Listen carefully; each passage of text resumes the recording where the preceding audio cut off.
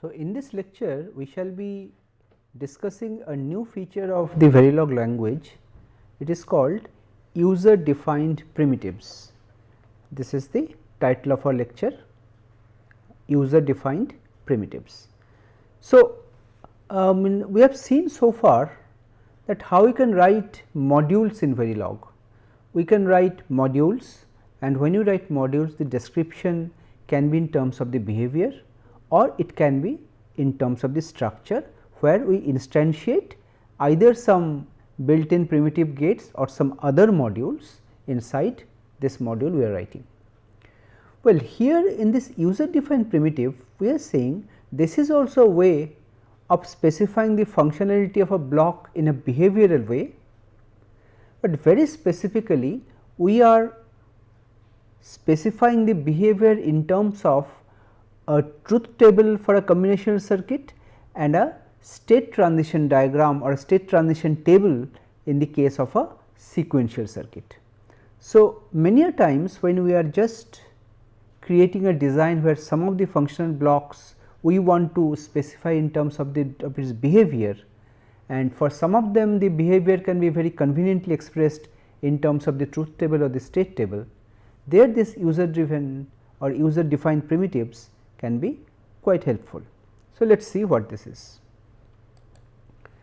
So, this user defined primitives, in short UDP, they can be used to define some, as I said, behavioral specification of some blocks in terms of lookup tables. So, we specify the behavior in terms of tables in a particular format, we shall see. Now, using UDP, as I had said, we can either specify for combinational functions its behavior in terms of the truth table, or for sequential functions we can specify the behavior in terms of its state table. Now, when we specify these tables, we can also indicate various events, like some of the inputs can be don't cares, some of the inputs can be rising or a falling edge kind of signals. So, these kind of signals can also be specified. We shall see some examples here. So, for combinational functions, when you specify a particular row of this table, this truth table, the format is like this. The value of the inputs we first give separated by spaces. Suppose there are n inputs and then there is a colon, then we give the expected output. What is the output of that function when this input is applied? So, if it is a truth table, we shall be giving this kind of a line several times, one per row of the truth table. Okay.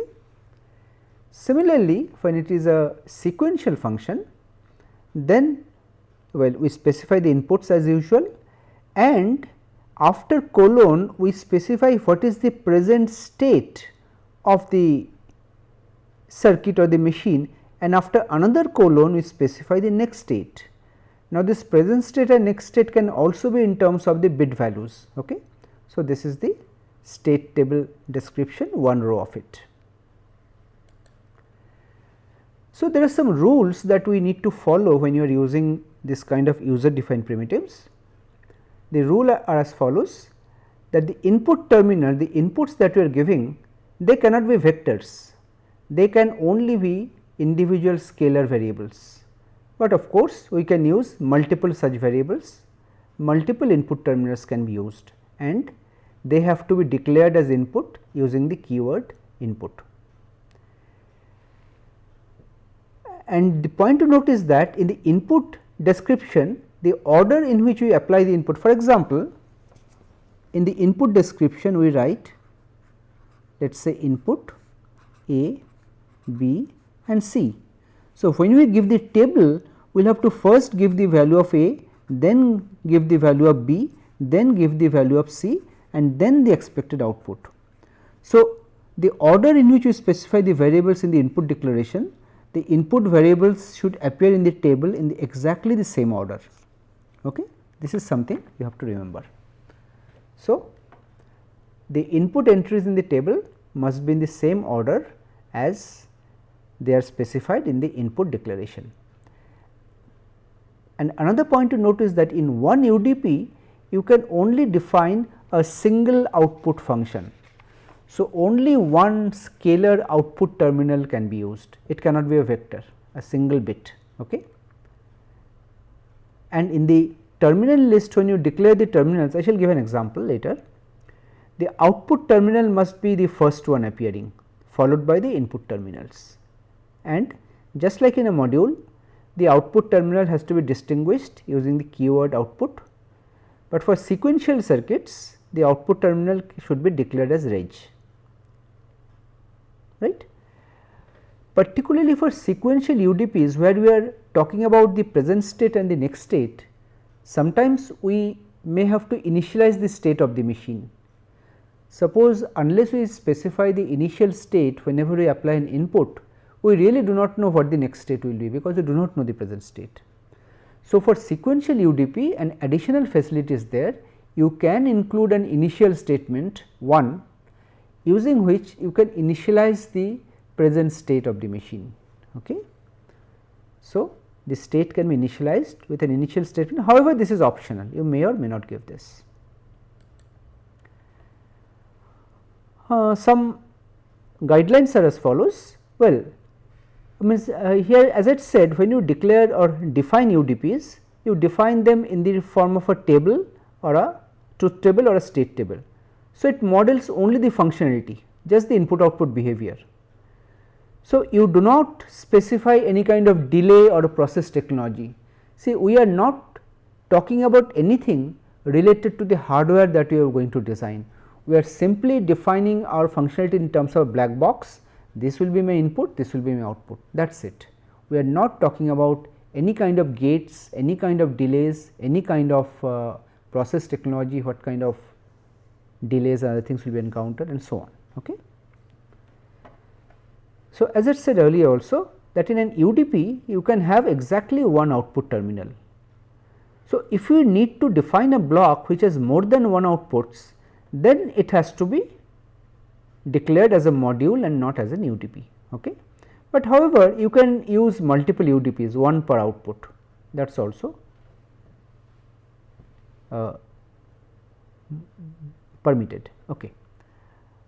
Now, when you simulate a design that contains UDP, typically inside the simulator this UDP is implemented as a table. So, if it is a truth table, it maintains that table in memory.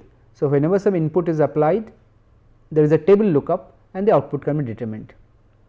Similarly, the state table of a sequential circuit, that is also maintained like a table in memory. So, it maintains the input output behavior in terms of a lookup table in simulator memory. Okay.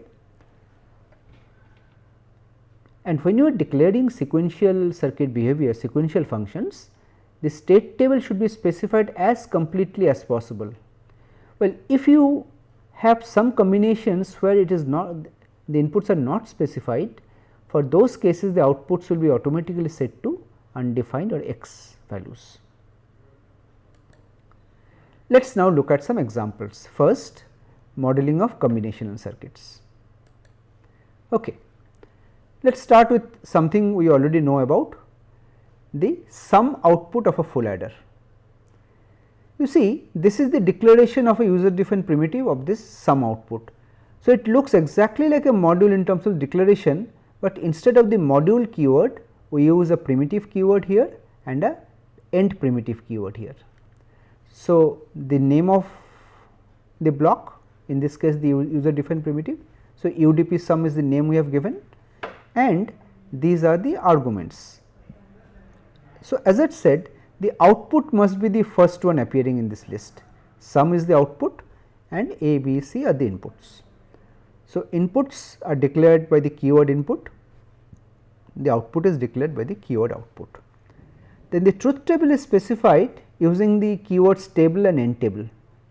Just for convenience, I have included a comment line here just to tell you that this is A, this is B, this is C and this is sum.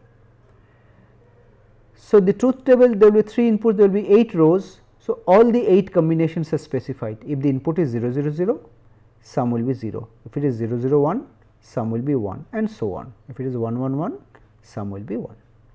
This is how you can specify the truth table of a sum output.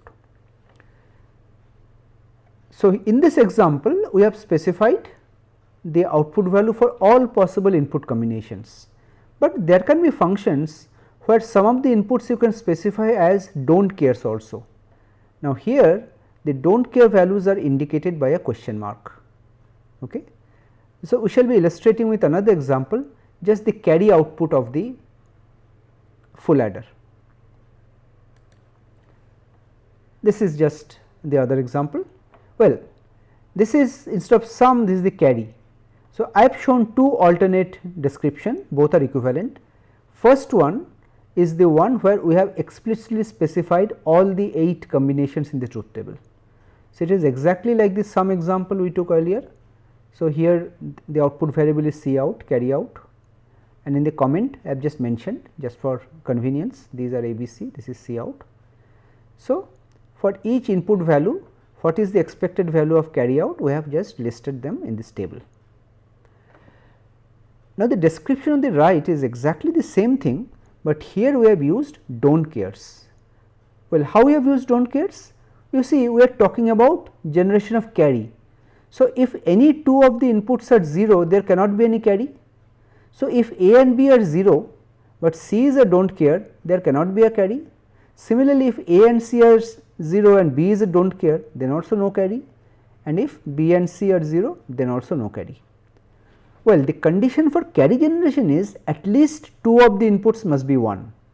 So, either A B is 1, C is do not care, or A and C is 1, B is do not care, or A and B is, or this should be actually, I think there is a small typo, this should be A should be do not care and this should be 1. Fine. So, this is how you can use do not cares in the truth table description. You see, instead of 8, here we need only 6 rows to specify it. Okay. These are some examples of combinational functions. Okay. Now, once you have declared these kind of sum here and carry here, these you can instantiate in a module just like a module description which you saw earlier. Suppose we have declared these two these UDPs, one is called UDP sum, other is called UDP carry. We instantiate them just like their modules.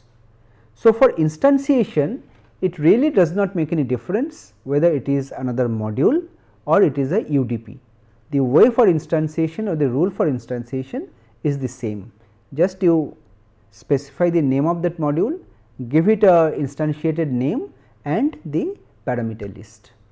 So, the way to include or instantiate a UDP is the same as that for a module. Okay. So, for a complete full adder description, you can have a description like this. You instantiate the UDP sum, instantiate the UDP carry and have the full adder description. So, as I said, they can be instantiated just like any other Verilog module.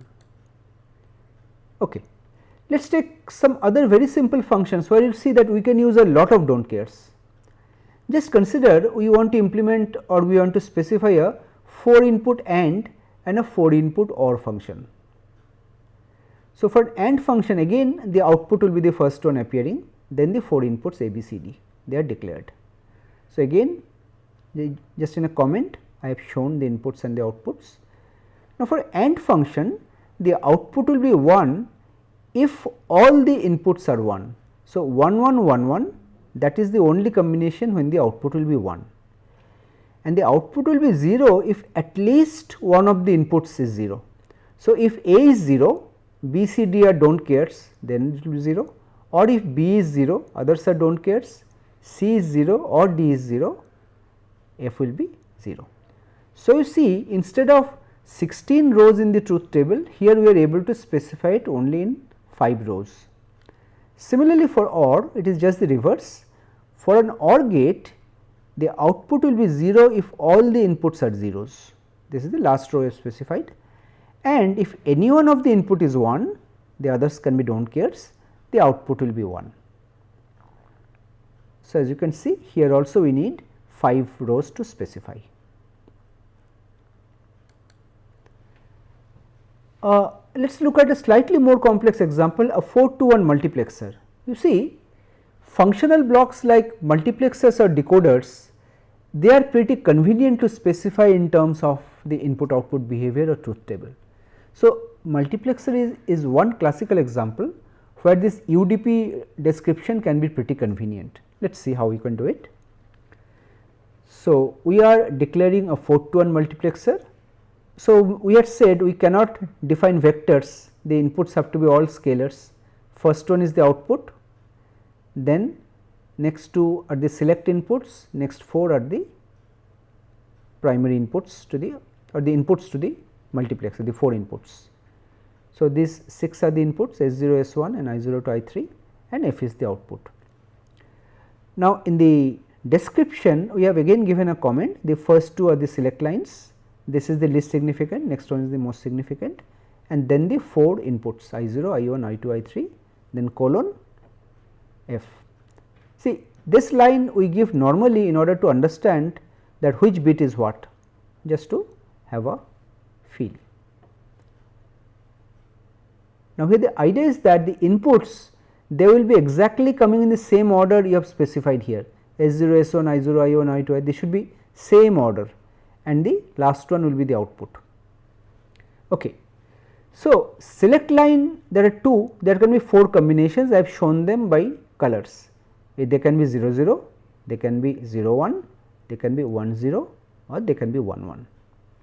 So, if it is 0 0 then I0 is supposed to be selected and it should be going to F. So, we have written 2 rows, if I0 is 0 F will be 0, if I0 is 1 F will be 1, the others are do not cares.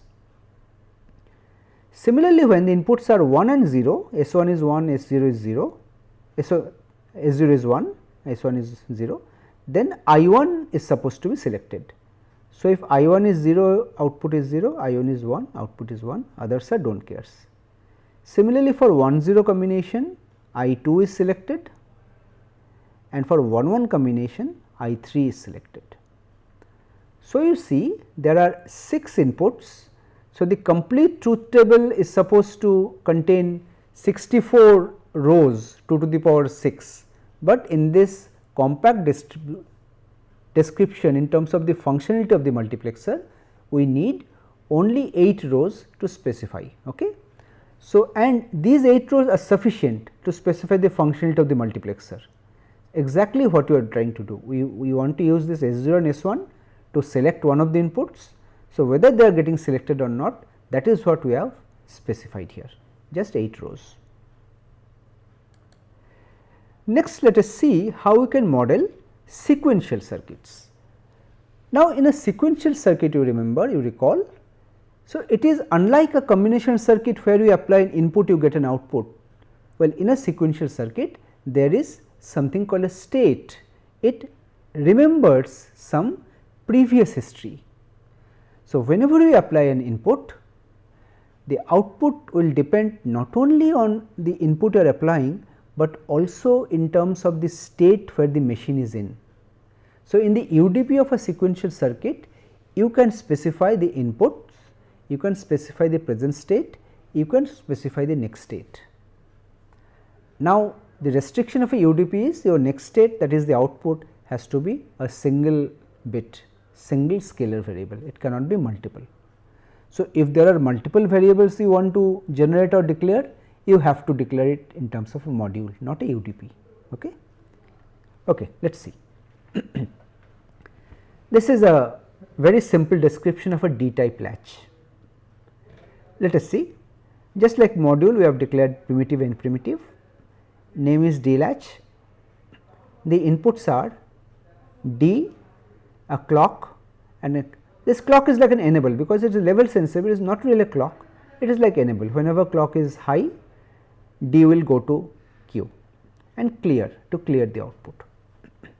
So, D, clock and clear are the inputs, and this D, for a sequential circuit you have to declare the output as reg, I told you. So, I am declaring output reg Q. So, in terms of the sequential circuit description, I told you, you have to first specify the inputs. In this case, we are specifying in this order: D, clock, clear, then the present state, then the next state. We are just referring to as Q and Q new. Just look at the combinations. First row says that I have applied clear equal to 1, D and clock are do not care. So, if clear equal to 1, irrespective of D and clock, irrespective of the present state, my next state will be 0, it is cleared, right. And if I apply D equal to 0 and make clock equal to high and not clear, if clear is 1, it will be cleared, if clear is 0, then the output will be 0. Okay, here also I made a typo, this should be 0. Okay, fine. So, if I apply D equal to 0 and clock high, the next state will be 0, and if I apply D equal to 1 and clock high, this 1 will go, next state will be 1, and this will be irrespective of what my present state is, and of course, my clear should be 0, not clear. And last row specifies that if my clock is not active, my enable is not active, my clear is also not active, then you see in the next state I put a dash. Dash means no change, retains previous state. Okay. So, for a D type latch, the next state is not directly dependent on the previous state, but on what you are applying. The only combination that depends on the previous state is the last one, dash, it will remember whatever it was previously, right. Okay. Now, let us look at a flip flop where there is a clock signal, proper clock signal. So, here we are defining a toggle flip flop or a T flip flop, where means our description is like the Q, clock and clear.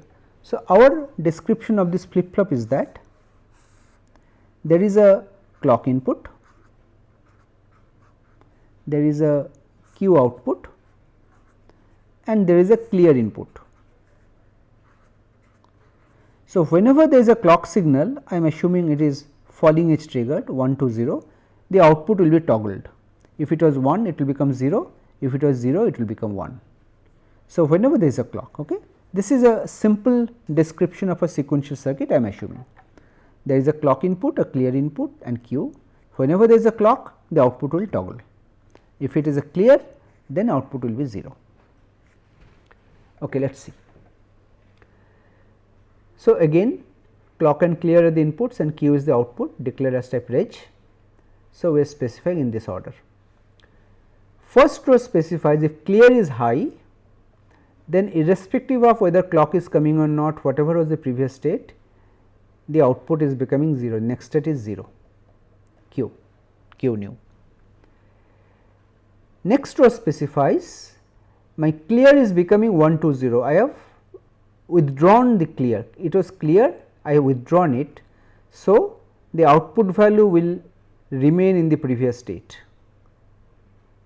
So, if there is a negative edge on clear, we are ignoring it, we are retaining the previous state. Now, there is a clock, you see within bracket if we write 1 0, it means a falling edge. See in clock within bracket we are writing 1 0, this means 1 to 0 transition, there is a transition from 1 to 0, that means a falling edge. So, in the next two rows we are seeing that there is a falling edge on the clock, not clear, and my previous state was 1 and 0. So, now if my previous state was 1, it will be toggled, my current state will be 0. If my previous state was 0, my current state will be 1. And if there is a positive edge of the clock, it was 0 to question mark means anything, then there will be no change. So, that is indicated by a dash. This is a very concise description of a T flip flop in terms of the state table. Okay. Let us take some more examples. Okay, this T flip flop that I have just now defined, well, we can connect a number of such T flip flops to create a ripple counter. So, how do you create a ripple counter? A number of T flip flops connected in cascade. So, how do you do it? Suppose I have several such flip flops. So, the output of one flip flop I am connecting into the clock input of the next flip flop, the output of the next I am connecting to the clock input of the next flip and so on, and this is my final clock, my initial clock which is applying. So, it will be counting this and the Q outputs which will be coming, this will be your LSB, and on the right side this will be your most significant bit, this will be your counter. So, here I am just showing you how this flip flop can be instantiated to create a 6-bit ripple counter. So, what we have done, we have taken this same flip flop, you see first one is Q, second one is clock, third one is clear. So, we have taken the same one, we have instantiated it 6 times, 6 copies of the flip flop. For the flip flop on the left hand side, the first one, so the output we are calling as count 0, clock we are directly applying, like you see the clock we are applying from outside, we are just applying clock from outside, okay. That is why the input clock is connected here, clock, and clear is connected to all of them.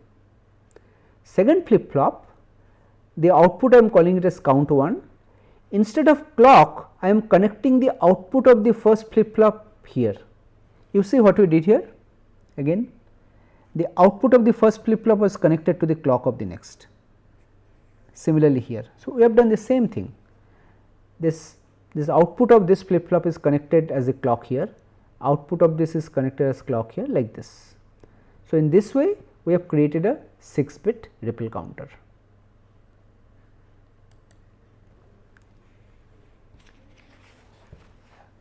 Now, just one thing, here we have called it primitive, but if you want you can also call it a module, because it is as good as a module description. So, I have given primitive and infinitive, but you can as well express it as a module. This can be a module where the 6 flip flops have been instantiated, right. Okay. Now, let us look at slightly more complex kind of flip flops. Here is a negative edge sensitive JK flip flop. So, in a negative edge sensitive JK flip flop there is an output Q, JK are the inputs, there is a clock and a clear, JK clock clear the inputs, output Q is the output. So, we have specified them in this order and these are the output.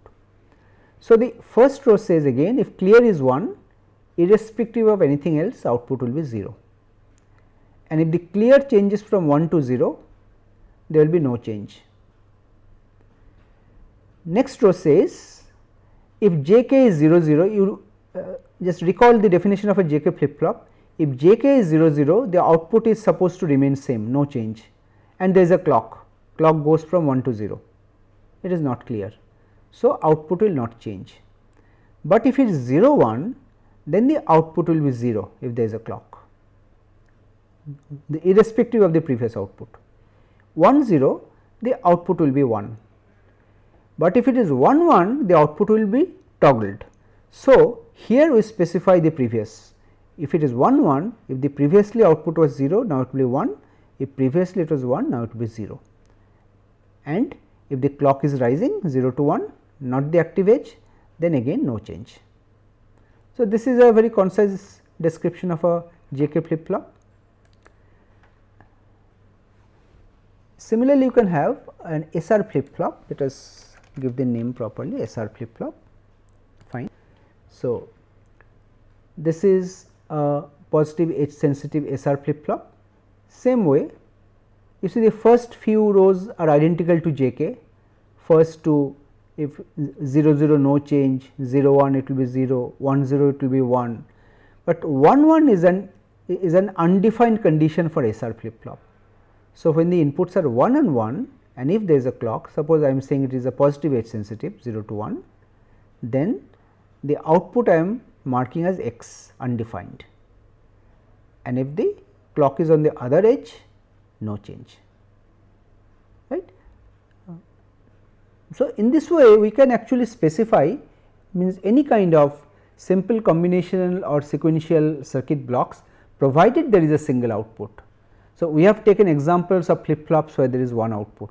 We have taken examples of gates and multiplexers where there is one output. Okay. Only such functional descriptions can be specified using such UDPs. So, there are a few rules that you need to follow, that the question mark symbol is the do not care symbol. This you can use only for the inputs, you cannot use in the output field, and dash indicates no change. This again you cannot use in the input, you can use only in the output field. And 0 1, as I said, indicates it changes from 0 to 1. So, instead of 0 1 you can write a shortcut R also, R is equivalent to rising. Similarly, 1 0 you can write F, falling, and star in place of an input signal means any value change, any change in that value is indicated by star. Okay. So, you can also include these in your table.